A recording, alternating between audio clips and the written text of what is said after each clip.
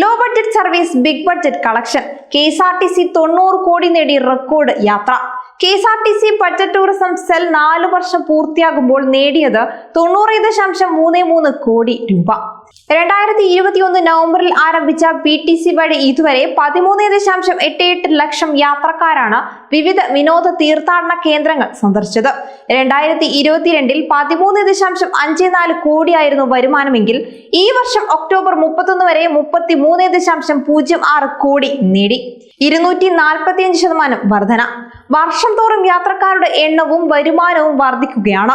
93 KSRTC ഡിപ്പോകളിൽ 80ലും BTC ഉണ്ട്. ആകെ 1600 tour പാക്കേജുകൾ. പത്തനംതിട്ടയിലെ ഗവിയിലാണ് യാത്രക്കാർക്ക് ഏറ്റവും പ്രിയപ്പെട്ട സ്ഥലം. വിവിധ ഡിപ്പോകളിൽ നിന്നായി ദിവസവും കുറഞ്ഞത് 3 ഗവി യാത്രയുണ്ട്. മൂന്നാർ, പൊന്മുടി, നെല്ലിയാമ്പതി തുടങ്ങിയ സ്ഥലങ്ങളും യാത്രക്കാർക്ക് ഏറെ പ്രിയങ്കരം. കൂടുതൽ അന്തർ സംസ്ഥാന വിനോദ തീർത്ഥാടന പാക്കേജുകൾ ഉടൻ ആരംഭിക്കും.